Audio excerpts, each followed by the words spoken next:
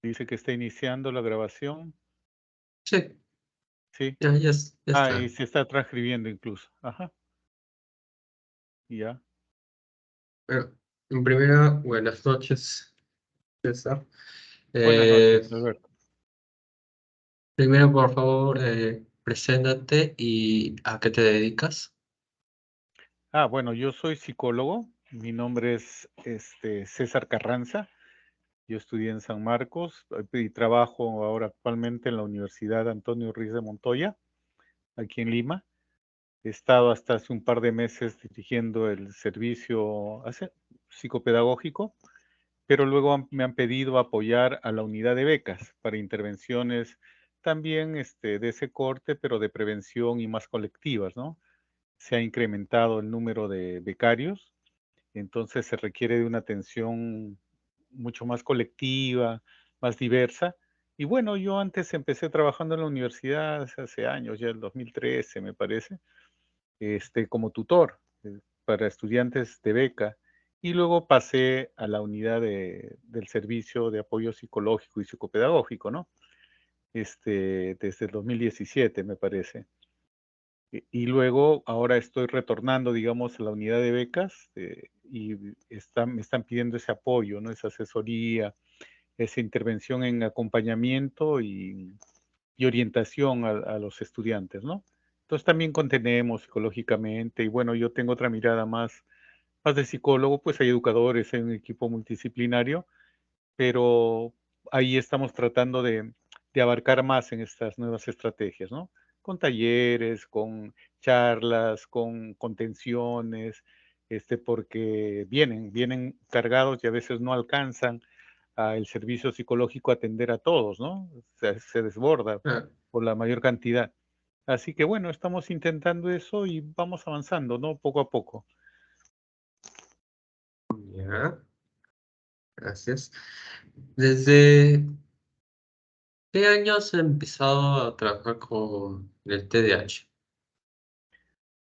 Bueno, yo en realidad he trabajado en educación desde hace más de 30 años, del 89 me parece, antes que terminé la carrera, incluso antes, ¿no? Y hacía prácticas, mis prácticas las hice en el colegio La Casa de Cartón, el colegio alternativo aquí en Lima. Y bueno, ahí, si bien hacía funciones de campo, de tutoría, al igual que luego en Puyasunchis y en el Cusco, ¿no? Y otros colegios, pues me acercaba mucho a esa realidad, ¿no? Porque ahí tenías que trabajar directamente y en una tutoría cercana, en una relación muy horizontal, pero también muy responsable con los estudiantes, ¿no? Entonces, si bien no estaba en el psicopedagógico, en Puyasunchis ni en la Casa de Cartón, pues teníamos que atenderlos, abordarlos. Y ya en la práctica privada, pues sí estuve atendiendo algunos, ¿no? No es que me haya especializado en eso, atendía diversas situaciones, pero sí, he visto de cerca, ¿no? Y varias situaciones, y en algunos casos, como ahora, por ejemplo, ha venido un joven ya a buscarme a la consulta, un estudiante que está en la uni, pero que le habían diagnosticado el TDAH y que él había sentido un alivio para comprender qué cosa es lo que tenía. Y me estaba pidiendo, pues, porque yo ya le estuve haciendo alguna consejería, algún tipo de terapia para manejar ciertos problemas afectivos, emocionales, y me pidió retomar, ¿no? Entonces, él ya está egresando, está trabajando, participó en unos equipos que hicieron un viaje a la NASA, ¿no? Entonces, ya es un ingeniero mecatrónico, digamos, ¿no? Y me pidió ese apoyo. Entonces, esta es, digamos, la experiencia más cercana ahorita que tengo, ¿no? Y bueno, los estudiantes que observo, que a veces atiendo en la universidad o he estado atendiendo, no necesariamente venían con diagnóstico, ¿no? Si no tenían rasgos. Eran muy raros los que venían con diagnóstico, ¿no? Pero bueno, ahí está. Entonces, también para que el resto de personas se pueda enterar, ¿qué es el Ajá. TDAH? Porque muchas Bueno, de en las personas realidad no lo saben. Claro, no, en realidad es una condición, ¿no? Si bien está planteado como un trastorno en el nombre, en realidad está planteado como un trastorno de déficit de atención e hiperactividad. Eso es lo que dicen sus siglas, digamos, ¿no? Se conoce como TDAH, pero en realidad es una condición, o sea, es un nombre que ha ido cambiando en la medida que he ido conociendo mejor estas características, ¿no? Y ahorita se entiende más como una condición neuropsiquiátrica crónica, ¿no? Que a menudo se diagnostica en la infancia, digamos, ¿no? Y puede persistir en la edad adulta, como el ejemplo que te comentaba hace poco, ¿no? Y en realidad los tratamientos para el TDAH se centran en aliviar los síntomas, ya que se acepta que esta es una condición, una forma de ser, ¿no es cierto? Que tiene ciertas características especiales y hay que conocerlas y comprenderlas mejor. Entonces, si bien aparecen en la niñez, también como te decía, están en los adultos y lo mejor que se puede hacer es aliviar los síntomas para mejorar la calidad de vida, ¿no? Tanto de él, de ella, como de su entorno, la familia, la institución donde están estudiando o trabajando, ¿no? Entonces, comprender esto y autocomprenderse, digamos, siendo consciente de esta condición, hace que el compromiso con el tratamiento, el compromiso con la mejora de los síntomas, es lo que va a ayudar mejor a una calidad de vida, ¿no? Entonces, ha ido variando esto y creo que ahorita es la mejor condición el aceptar esta situación, ¿no? Es una condición, es una diferencia y así está. Y no es nada raro, ni hay, porque antes había todo un estigma, ¿no? Porque algunos rasgos, pues, algunos los confundían con, sobre todo en la educación, ¿no? Con Tradicional o en los malcriadez. colegios, con malcriadez, con el alumno indisciplinado, él no puede estar quieto, pues, no puede estar quieto, y es que realmente no puede, porque su condición le permite pensar y procesar las cosas a 100 por hora, pues a una velocidad rápida, mientras que a los otros no. Entonces no puede estar quieto, necesita aprender moviéndose y además alivia sus tensiones de esa manera, ¿no? Entonces, cuando es reprimido, controlado, tratado de mantener quietito y atento, como es la figura tradicional que algunos tienen de lo que debe ser un estudiante, pues eso va en contra de su naturaleza y no lo resiste, ¿no? Y se va generando más bien el estigma del indisciplinado, aquel que no obedece, aquel que no se puede controlar, ¿no? Que no entiende, ya pues eso era un error, obviamente, de la ignorancia de esta condición, ¿no? Entonces, en la medida en que he ido conociendo más esto, se han ido capacitando también los docentes, un buen grupo, ¿no? Otros todavía lamentablemente se mantienen en esos mitos, en esos Esa mentalidad. prejuicios de antes, ¿no? Exactamente, en esa forma de pensar. Pero, pero es eso lo que te decía, ¿no? Es otra forma finalmente de ser, de vivir, que responde a una condición neurológica y, ¿no? Y que tiene características psiquiátricas también porque tiene tratamiento, digamos, médico. El psiquiatra es más se entiende como un médico, ¿no es cierto? Que ha hecho una especialización y aquel que da algunas medicinas para aliviar algunos síntomas que no podrían ser tratados de otra manera. Incluso el tratamiento médico ha ido cambiando también, ¿no?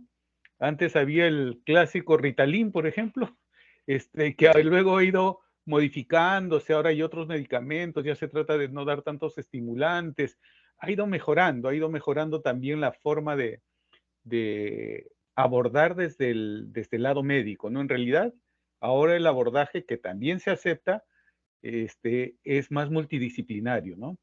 Es decir, se alivian los síntomas desde los médicos, desde la medicina que se da, el seguimiento que se hace eso para ver qué tanto funciona en esta persona, porque ojo, los tratamientos no son generalizables, ¿no? O sea, el tratamiento tiene que ser individual cada vez, como debería ser en general la medicina, ¿no? Nos ponen en estándares estadísticos y a todos se les da una misma posología, una misma administración, ¿no? Pero en realidad lo que hay que hacer es ir probando lo que funciona en algunos, no necesariamente en otros. Entonces se ha ido individualizando y aceptando que hay un tratamiento médico para aliviar eso, un tratamiento psicológico, terapéutico y estrategias conductuales para ciertas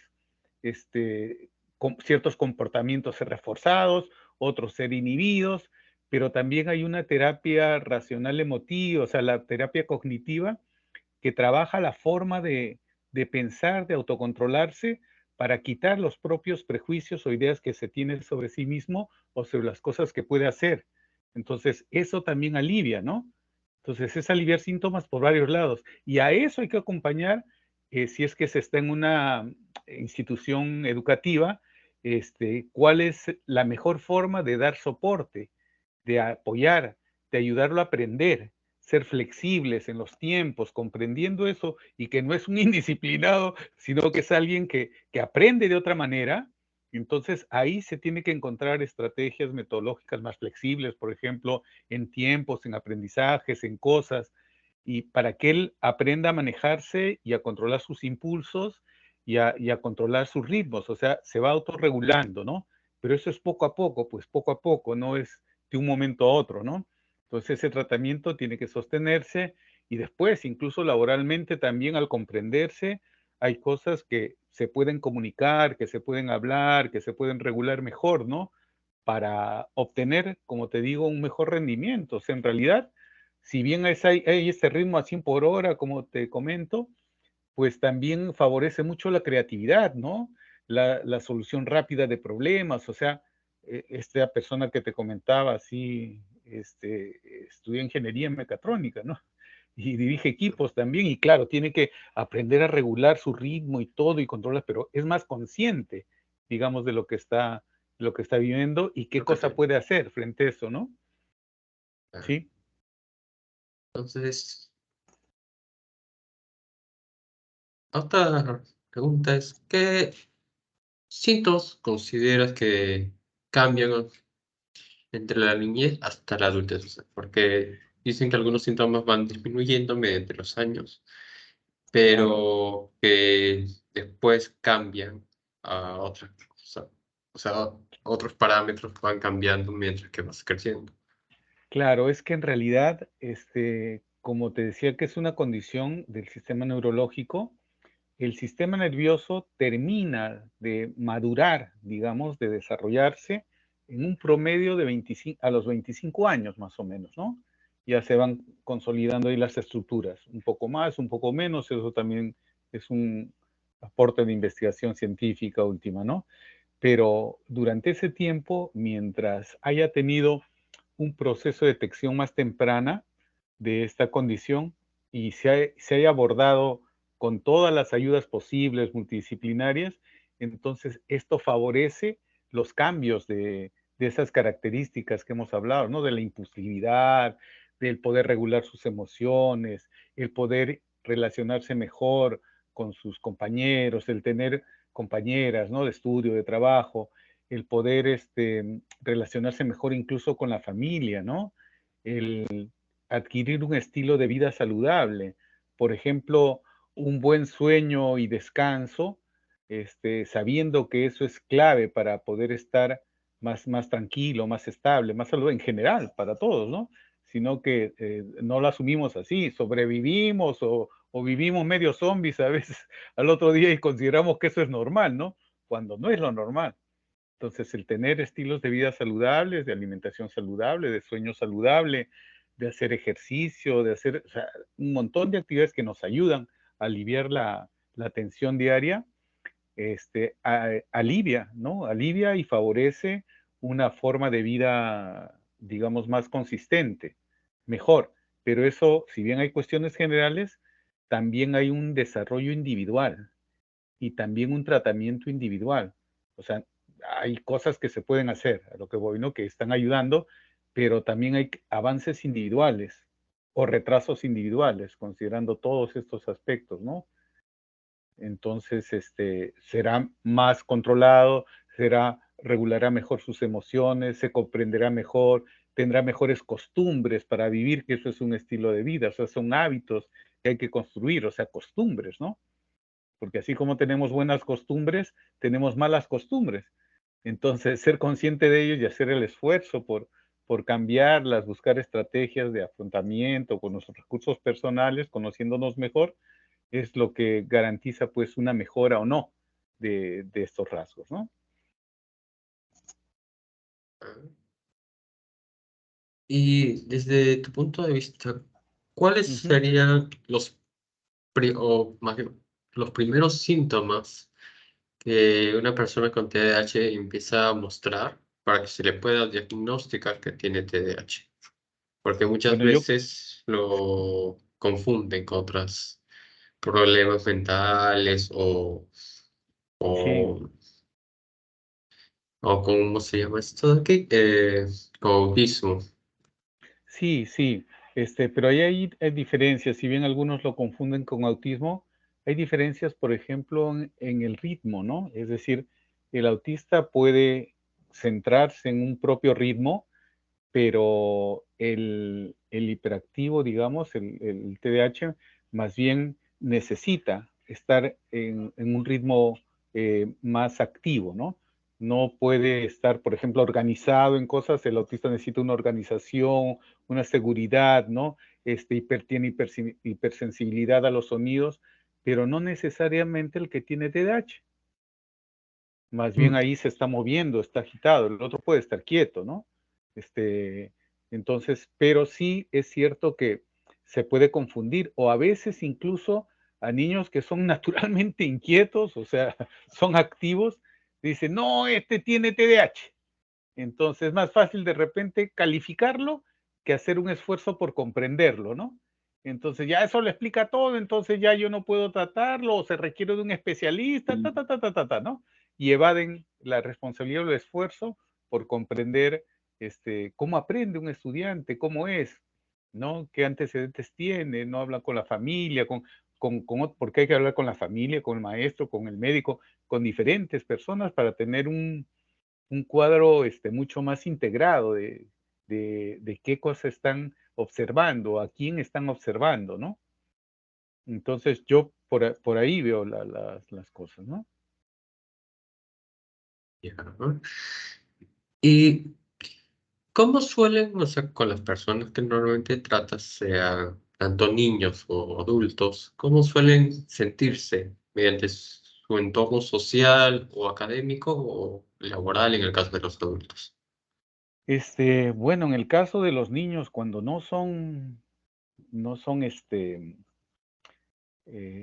diagnosticados, no son comprendidos, pues obviamente hay una sensación de frustración, de bajo autoestima, porque si lo estigmatizan con que es el indisciplinado, es el que no obedece, es el que no se puede concentrar, no puede aprender, entonces esa frustración o esa percepción de sí mismo a través del juicio de los demás genera pues una baja autoestima, ¿no? Si siempre eres tratado así con palo o mal observado o descalificado de arranque o con prejuicio, obviamente tú vas formando un autoconcepto equivocado de ti, ¿no?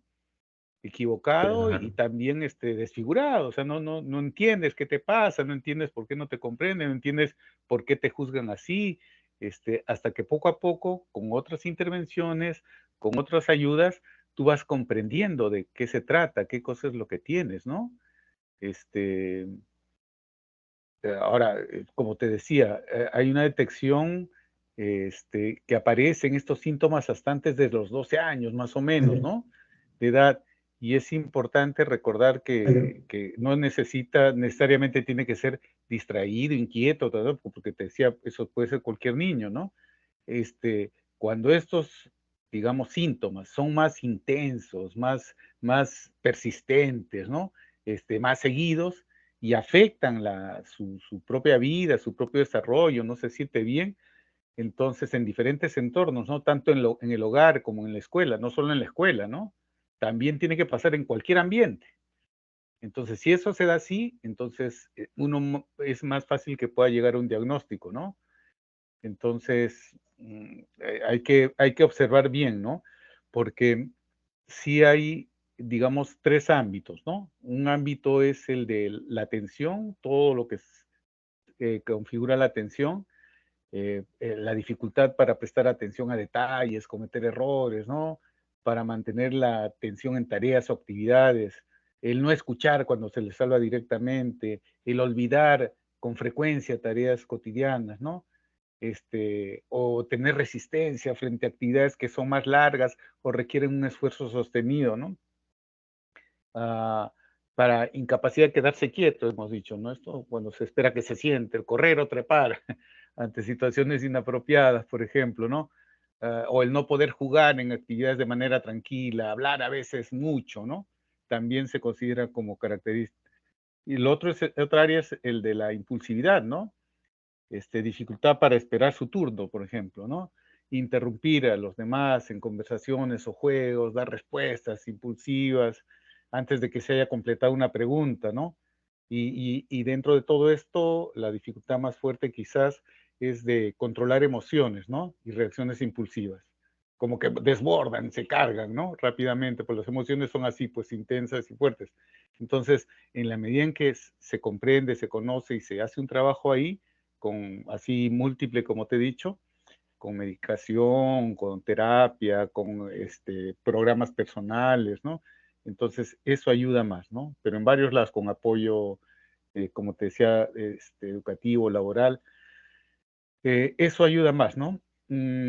Algunos dicen que los síntomas deben estar presentes por lo menos 6 meses después que está diagnosticado un estudiante con TDAH, ¿no? Y ver si es que son más graves con niños de la misma edad, porque pueden ser características de los niños también, ¿no? Y confundirlos o estigmatizarlos, como decíamos, ya con pum, ponerle ese nombre, ¿no? Ese calificativo. Y en los adultos, pues hay dificultades también en los entornos laborales cuando no han sido trabajados mucho, ¿no? Este, Tiene que haber sido un diagnóstico por un profesional y con mayor, yo lo digo incluso con mayor respeto, por alguien que sea especializado inclusive en esta dificultad, ¿no? Porque uno también tiene que ir acumulando experiencias de trabajo y tratamiento, ¿no? Entonces, uno puede tener más experiencia en un campo, en otro campo, pero si hay alguien que se especializa más en eso y se llega a conocer, pues con mayor razón se toma más en cuenta sus sugerencias, ¿no? Entonces creo que eso también es un elemento clave, ¿no? Yo te podría decir que he atendido así, pero no es que me he especializado en TDAH, ¿no? No, no Ujú. sería, no sería sincero por otro lado, ¿no?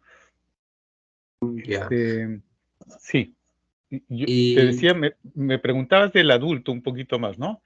sí, Este, porque hay algunos rasgos que cuando lo muestra un niño es fácil de ajá, identificar, pero en el sí, caso del adulto a veces, como la mayoría de los síntomas han desaparecido y muestra sí, otros menos fuertes, es un ajá. poco más complejo identificar si tiene déficit de atención o simplemente es así su actitud.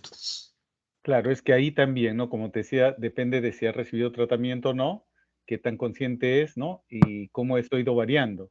Pero, por ejemplo, tiene dificultades en el entorno social, ¿no? Puede tener dificultades para mantener sus relaciones sólidas debido a su impulsividad de repente, ¿no? Este, Pueden parecer distraídos o desinteresados en las conversaciones, ¿no? Lo que puede llevar pues a ser malentendidos, ¿no? O a conflictos, esta persona no sabe trabajar en grupo, no escucha, no me respeta, o sea, puede haber diferentes interpretaciones, ¿no? También puede haber aislamiento de estas personas, ¿no? Porque se sienten marginadas, ¿no? Cuando sienten que el equipo o un grupo laboralmente no los entiende o lo miran de una manera o se resienten por cómo los trata, ¿no?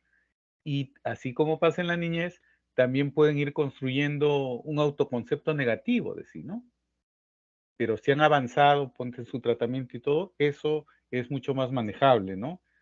En lo académico también puede ser que no logren de repente los resultados académicos que se esperan, ¿no? Porque muchas de las instituciones educativas, incluso superiores, no están adaptadas para atender esta condición, ¿no? Algunos sí logran hacer adaptaciones curriculares, que es lo que corresponde para cualquier estudiante con algún tipo de condición o discapacidad, pero es facilitar, ¿no? Es comprender de qué se trata y cómo aprender mejor. O sea, se trata de una educación más personalizada también en educación superior, ¿no? Se ha hecho avances en otros lugares del mundo, y hay experiencias exitosas, o sea, hay un diseño universal de aprendizaje que al principio salía como para personas con discapacidad, pero que lo están planteando que se generalice para, para toda la educación en realidad, ¿no? Si una educación quiere ser inclusiva, quiere ser este, sostenida también, sea integradora, respetuosa de los derechos a la educación de toda persona, debería también respetar sus formas de aprendizaje, ¿no? Y adaptar más bien sus clases, sus contenidos o sus metodologías a cada ritmo. O sea, eso implicaría pues un diagnóstico mayor de cómo aprende cada estudiante, ¿no? Cómo avanza. Entonces requiere una tutoría también en educación superior que sepa de estas cosas, que pueda orientar y canalizar, ¿no? O sea, se requiere apoyo múltiple también desde dentro de las universidades y también creo que eso se podría generalizar a las empresas, ¿no? A los trabajos que también podrían adaptar sus puestos de trabajo. De hecho, hay algunas que sí adaptan para personas con discapacidad, que hay experiencias, pero también para ciertas condiciones, ¿no? Deberían ser posibles, porque como te mencionaba, se puede aprovechar sus rasgos, su creatividad, su resolución rápida de problemas, o sea, las fortalezas que tienen estas condiciones también, ¿no? Porque si no, Claro. va a estar sometido a frustraciones, a estrés, porque no se entiende, y a problemas de conducta, no lo sé, pues, ¿no? Pues, quizá más en educación que en lo laboral. Y sí significa un desafío en los centros laborales, ¿no? Porque si no, va a haber un cambio constante de trabajo, ¿no? ¿Por qué? Porque en un lugar no se siente bien o no se comprende bien, entonces no se comprende su cumplimiento de trabajo, las características que pueda tener, pero como te decía, hay un pensamiento rápido, una mentalidad abierta a nuevas ideas, una creatividad que podría ser bien aprovechada para diferentes puestos, ¿no? Tanto laborales como en lo social, como en lo académico, podrían ser muy beneficiosas más bien estas características esta condición de la que hablamos, ¿no? Y más o menos, desde tu punto de vista, Ujú.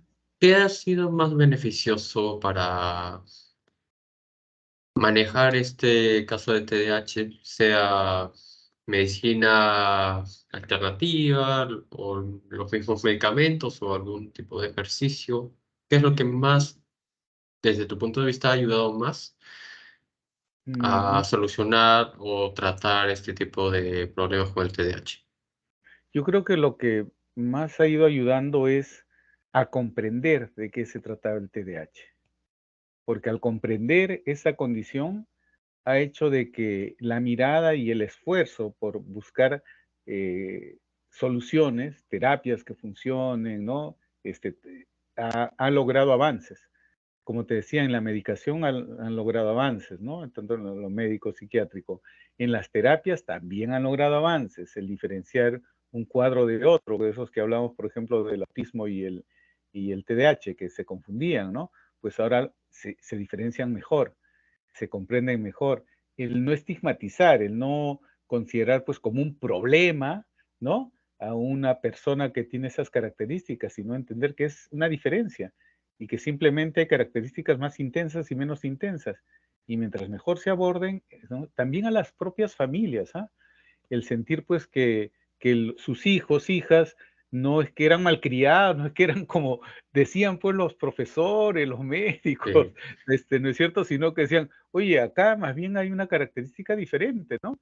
Y entonces yo me comprometo y hago el esfuerzo, porque fácil no es, a buscar las soluciones más adecuadas, ¿no? Porque lo otro no funciona. Entonces es mirar también desde el otro punto de vista y creo que también ha sido importante el desarrollar la empatía, ¿no? Con esta condición, con las personas, ¿no? Y decir cómo se debe sentir, ¿no? Si me pongo en su lugar, no solo teóricamente, ¿no? ¿No? Si el cuadro es así, sino cómo me pongo emocionalmente. O sea, qué emociones debe sentir cada día, cómo debe ser un día de esta persona, ¿no? Desde que se despierta hasta que se acuesta. ¿Cuál es resumen, digamos, emocional del día, ¿no?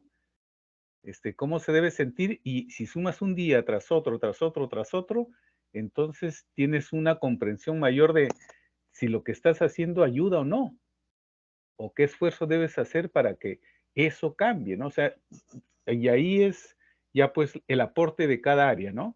Lo familiar, lo médico, lo laboral, lo psicológico, lo terapéutico, todas esas cosas, ¿no?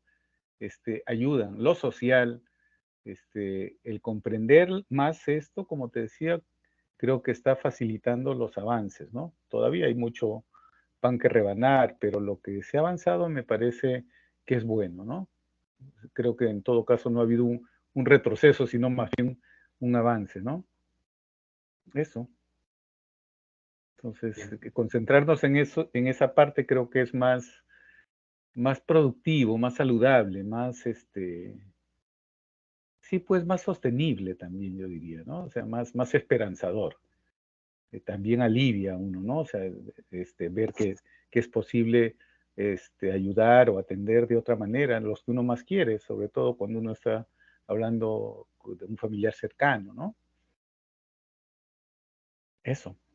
Bueno, entonces, eso sería todo. Gracias por su cooperación con el tema del TDAH para poder informar al Mm, resto de personas del caso del TDAH. Como ujú, bien sabemos, muchas de las personas no saben lo que es el TDAH y ujú. esto va a servir para que se puedan informar más respecto al tema. En el caso Sí, de que eso. tengan un pariente o algún conocido con el TDAH. Claro, yo creo que uno aprende más y mejora más como profesional, como familiar, como, no sé, como persona, al sensibilizarse con esto, ¿no? Al conocer, al comprender, uno avanza también, uno crece, uno aprende y uno puede ayudar también mejor, ¿no? Entonces, si no se sabe, si esto motiva a buscar, ¿no? A buscar en internet, buscar en diferentes fuentes esto que se está planteando, porque se puede profundizar un montón, obviamente, creo que eso nos ayuda, ¿no? Nos ayuda como ser humano y como sociedad también, ¿no? Como mundo, finalmente. Bueno, gracias, Alberto, a ti por esta oportunidad. Gracias a ti, César. Eso sería todo. Gracias. Sí, pues, gracias. Un abrazo. Hasta Saludos. luego. Chao, chao.